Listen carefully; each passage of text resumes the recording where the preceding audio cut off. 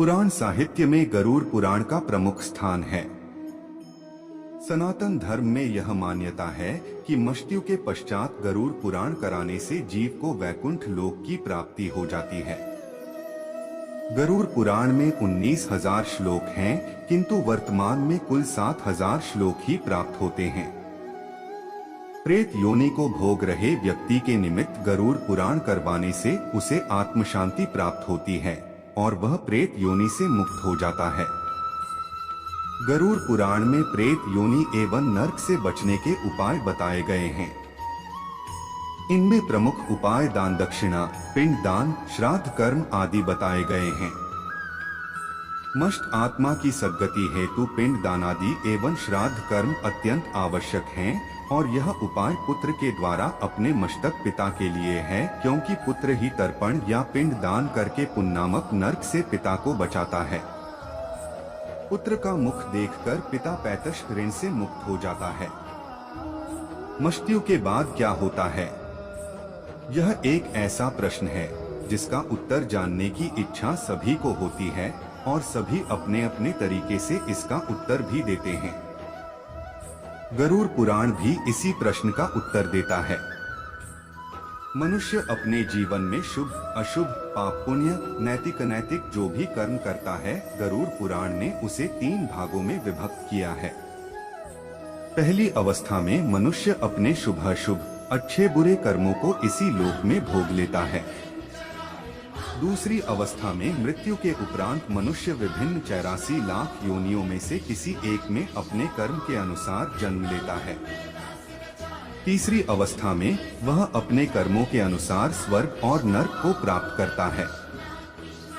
गरुड़ पुराण के अनुसार जो दूसरे की संपत्ति को हड़पता है, मित्र से विश्वासघात करता है, ब्राह्मणों की संपत्ति से अपना पालन करता है, मंदिर से धन चुराता है, पराई स्त्री या परपुरुष से व्यभिचार करता है, निर्बल को सताता है, जो अपनी निर्दोष माता, बहन, पुत्री, स्त्री, पुत्रवधू, पुत्र इन्हें बिना किसी कारण के त्यागता है, उसे भयंकर नरक योनि में जाना पड़ता है एवं उसकी कभी मुक्ति नहीं होती है।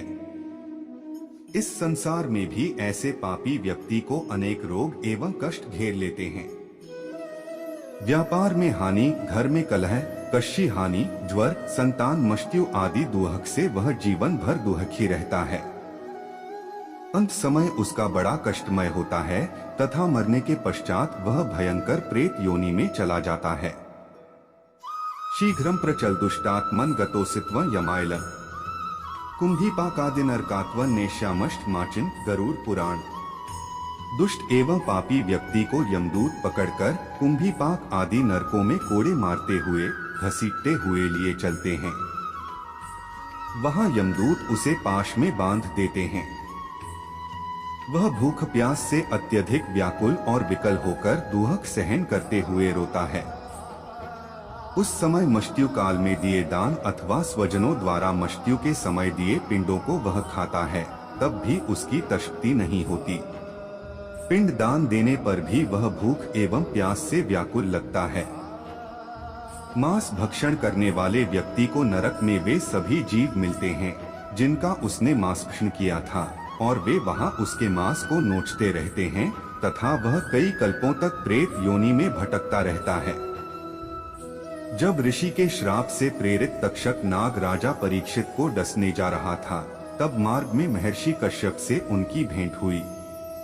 तक्षक ने ब्राह्मण का वेश बनाया और पूछा, महाराज आप इतनी उतावली में कहाँ जा रहे हो? तब ऋषि कश्यप ने कहा कि तक्षक नाग राजा परीक्षित को डसने जा रहा है और मेरे पास ऐसी विद्या है कि मैं राजा परीक्षित को पुनः जीवन दान दे दूंगा। तक्षक ने सुना तो अपना परिचय दिया। कहा, ऋषिवर मैं ही तक्षक हूँ और मेरे विष का प्रभाव है कि कोई आज तक मेरे विष से बच नहीं सका। तब ऋषि कश्यप ने कहा कि मैं अपनी मंत्र शक्ति से राजा परीक्षित को फिर से जीवित कर दूंगा। इस पर तक्षक ने कहा, यदि ऐसी बात है तो आप इस वृक्ष को हरा भरा करके दिखाइए, मैं इसे डस कर भस्म कर देता हूँ। जो तक्षक नाग ने हरे भरे वृक्ष को डंस मारा, त्यों ही वह हरा भरा वृक्ष विष के दुष्प्रभाव से जल कर राख हो गया।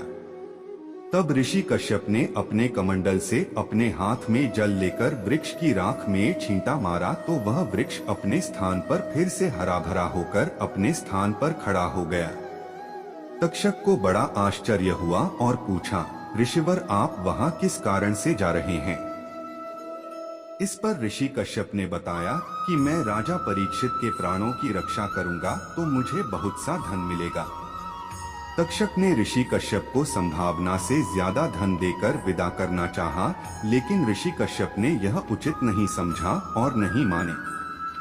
वहां पर तक्षक ने ऋषि कश्यप को गरुड़ पुराण की कथा सुनाई, जिससे ऋषि कश्यप को ज्ञान हुआ कि जिसने जो कर्म किया वह अवश्य ही भोगना पड़ेगा और किसी के बचाने से कोई बच नहीं सकता। इस प्रकार से ऋषि कश्यप बहुत सा धन लेकर वहीं से विदा हो गए। वास्तव में गरुड़ पुराण सुनने से मनुष्य को सच्चे ज्ञान एवं वैराग्य की प्राप्ति होती है और वह बुरे कर्म करने से बचता है तथा जीवन का यथार्थ ज्ञान उसे मिलता है। इस पुराण में महर्षि कश्यप और तक्षक नाग को लेकर एक कथा है। ऐसे धार्मिक की कथा सुनने के लिए हमारे चैनल को सब्सक्राइब करें।